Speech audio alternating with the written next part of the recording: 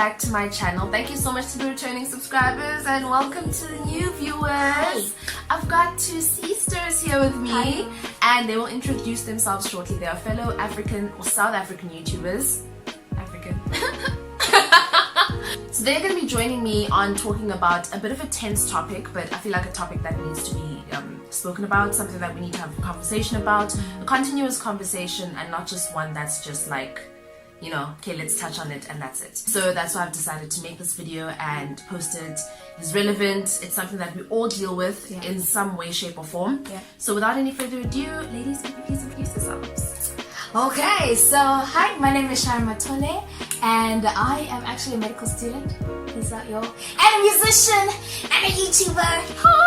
So please do go click the other video. So she actually styled me for the day, so collaboration, and it's been amazing. So if you guys want to see how I ended up in this outfit with these earrings on a budget, please do follow that Link below. Hi guys, I'm Zoe and I am also a YouTuber. So if you want to see how they achieved this look and a makeover, please go check out my channel. And yeah, maybe you can like it and subscribe. Thank you so much, ladies. So the coincidence with the three of us, we met via a networking platform, a YouTube networking platform, and it was all a coincidence that we're all based in Cape Town and we all have Zimbabwean roots. So as some of you may know, my dad was Zimbabwean. Sharon was raised in Zimbabwe. Zoe was born and raised in Zimbabwe, but then moved to South Africa. So, you know. I was born here. Thanks. Oh, you were born here. Oh, I'm so sorry. Okay, let's do that again. Zoe was born here, but then grew up in Zimbabwe and then came back. So, this Zimbabwean nation does it. Hello! Hey! Okay, I feel like we're very happy for the topic at hand, but I also feel like there's a lot of tension that goes around talking about like mental health and anxiety, so I guess it is quite a good thing to sort of bridge that. So I posted on my Instagram a couple of weeks ago asking that we talk about anxiety and asking that you post some responses related to anxiety, whether it be a question, whether it be a statement, whether it be something that you'd like to be mentioned. And a couple of people actually responded. Thank you so much for those responses, guys. And so we're just going to be discussing that, discussing our personal experiences and some methods that we've come across that can help and maybe help you as well. If you have some more suggestions that you can add that in the comment section below. And yeah, let's get into it. And guys, for future reference, if you want to be involved in the conversations that she will have, make sure you follow her on Instagram. And when you subscribe to all of our channels, you click the notification bell so that you can be notified every time we post. I do things. So I'm going to start with a response from Megan. I went to primary school and high school with Megan. And she was asking about like symptoms and the stigma surrounding anxiety. So I posted specifically about anxiety, but we will touch on mental health as well because I mean anxiety is a sort of mental health issue. I personally started showing, I think my symptoms started like when I was young. I've been dealing with anxiety and mental health and stuff. And I feel like when I first spoke to my parents, and I think this is a general issue in African communities, like when I first spoke to my parents, it was sort of, you know, the stigma was thrown back in my face or how I'm going to be stigmatized and all of that. And I feel like symptoms are something like, you know, your nervousness being around people and just general nervousness. In my opinion, I think it's important to kind of recognize the people who are your inner circle, your like core people, and start with them first. There's no expectation to go around telling all your new acquaintances or new friends or your exchange cousins, second cousin, they are, you know, who you don't see.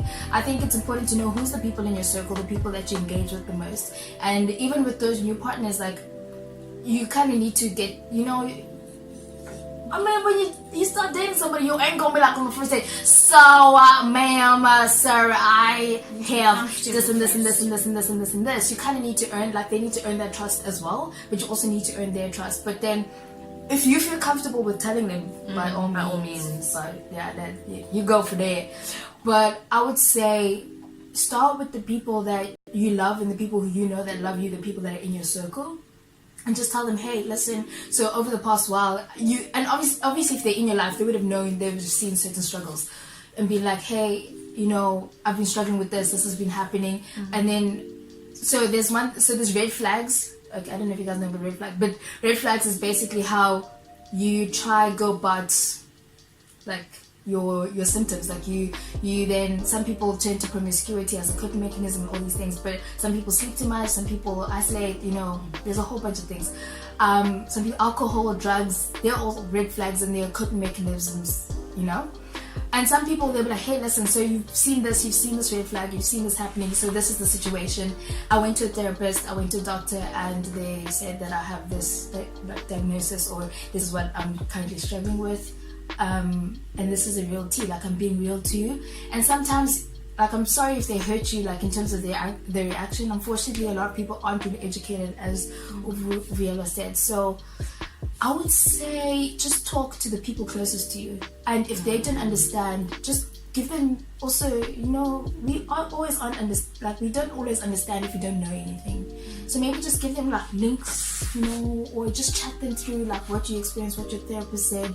With your parents, as they said, sometimes understanding takes a while. Some of us are privileged to have parents who are like, I got you. Yeah. Yes. And some people, it's not always the situation. Sometimes parents can be the cause. That is true.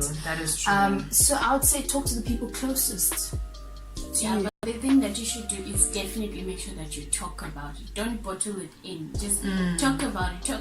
And I've noticed, I don't know, some people do it. People do it a lot with me, whereby they have situations that are going on, and we meet for the first time or for the second time, and people are already unloading to me. Next thing, we're giving each other hugs, and people are crying. But what you notice is afterwards they feel better because they have talked about it. So don't bottle it in. Just say it out loud, and it will be much better. It won't solve it, but it will make it better. So for me, not necessarily a partner, but I have a lot of friends who do have mental health issues. And I think the beauty is in our friendships or on my campus, it's just because of the field we're in, we're all under a lot of stress, and we all do identify with each other, but also allowing them to speak, allowing them to just listen, be a listening ear. And oftentimes I often go with the question, okay, what can I help? Like, what do you want me to do right now? Do you want me to listen? Like, I'm here to listen, I'm listening. Is there anything you want me to do? Do you want a hug? Do you want me to come over right now? What do you need? Because oftentimes, like Ash was saying, if you don't know what to say, don't say no. Don't. I don't. But I think also at the same time, I don't always know how to help. And also even with people with the same mental disorder or illness, mental health illness, they might not need the exact same things. So I can't use the same recipe that I used to help this friend to help that friend. I need to know specifically, hey, what do you need right now? Because right now things change. Like, what do you need a hug right now? Or no, that's going to trigger you, so I shouldn't hug you, shouldn't touch you right now. In supporting someone, or in someone who needs to be supported myself, I think I would like it if, as someone who needs support, that is, if you learn what it is that the person needs. If you're going to go so far as to learn what's wrong with your partner, and to learn the fact that they have an anxiety disorder, try and maybe find out their triggers. Try and maybe find out what soothes them. Try and maybe find out what it is that makes the situation better. Because, coping mechanism, healthy coping mechanisms. Because I've been at a point where I used unhealthy coping mechanisms, and that's what I needed at the time. However, you don't want it to get to a situation where you're turning that into your life, and I don't know, 10, 20 years down the line, you look back and you're like, oh, what happened? I was blessed enough to have people in my life, whether it be my friends, shout out, or a partner, and eventually my parents as well. My mom has been very supportive. I'm very lucky to have a social worker for a mother, and I've got a lawyer for a godfather. And it really helps to have those people around you. Shenguela said he wants to know about the recovery process. I think we've all touched on a bit of the recovery process, but for me personally, I think once you step out of not being depressed anymore, or as depressed, when you start feeling better, for me it's kind of hard to believe. You kind of don't realize how far you're going, how far you've come. I mean, I was in the midst of my breakdowns when I won Miss UWC last year, and VULO as well started taking off while I was dying, basically. But I think the recovery process, honestly, is very internal as well. Like I've mentioned, you can choose to go to therapy, you can choose to take the medication, all of that. Nobody can force you to do that. And nobody can force the techniques, the coping mechanisms that they teach you in therapy. Nobody can force those upon you. Only you can take those on. So I think the road to recovery, honestly, has a lot to do with like believing in yourself and believing that you can step out of it and you can avoid going back into it. Yeah. And you deserve better, yes. Deserving. You don't deserve to cry every night. You don't deserve to feel sad about yourself and thinking that you don't look okay. You deserve better, and if you know you deserve better, you want better for yourself. Exactly. Yeah, I have to say, number one thing from my side is be patient with yourself. Yes, definitely. There's no expectation in anyone's mind to go from like feeling very suicidal to like I've totally recovered in a second. There's no expectation for that. And even like celebrate the wins, like you do your coping mechanism things, you do, and when you start noticing a different, wait a moment, I don't want to isolate so much. Okay, yes, if alcohol was your thing that you needed to turn to and now you're weaning off and you're turning to something else like gymming or something, then you're like, oh, wait a moment, look at me, I haven't had a drink in like the longest. Celebrate that, like really take your time, set goals that are feasible. Don't just be like, okay, I'm going to not ever do this thing ever again now.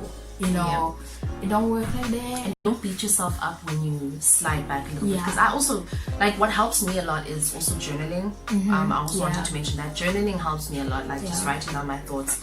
I recently turned my journal into a positivity book where I'm instead of writing mostly about my highlight or hectic experiences, I write more about the positive side of things. So, and I do have bad days sometimes. I do get anxiety still. I do sometimes feel, oh my gosh, I'm not good enough for that. But what I've learned is that you need not beat yourself up. Don't dwell on it. Don't dwell on it. Dwell on moving on and getting better and getting back to the, you know what? I am a child of God and I am bomb diggity AF. Basically. Just another idea. I have a wall in my room that's basically I write down testimonies, I write down all the good things, all the celebrations, all the positive things. So that when when things are just going, like life is going, life is life, I can just read it and be like, oh wow, look at what God has done. Oh my, look at what's happened, and it's on my wall. It's available.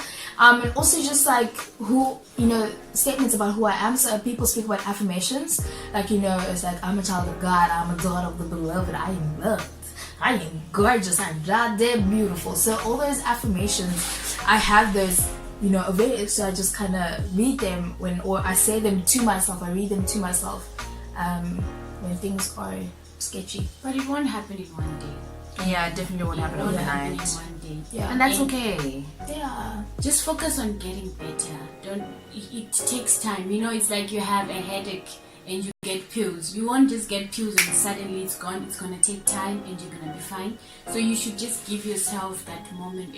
Okay, today I smiled. I haven't smiled, as she said. Just give yourself time. Don't expect to be the same as VULO the next day because VULO said she's fine today, and you all have your own process and you have your own journey and you have your own experiences, and that will guide you to your perfect. You will never be perfect, really, but you'll be fine. Yeah, you're gonna be fine. Alright darlings, thank you so much for tuning in. Please let me know what you think about this video. Do you want more videos like this? Did you find it informative? Do you have anything to add? Any 2 cents or 5 cents or whatever, however much to add onto this video? Let me know in the comments section down below. Don't forget to subscribe to these two beautiful ladies' channels. I will link their channel links down below, and stay bomb diggity and stay okay. Please don't forget to subscribe if you haven't already done so, and give this video a thumbs up if you liked it, and share. This is a very important topic, so you have friends, you have family, share it. If you don't want to tell your parents that you want them to listen to you, send them this video. True. Alright.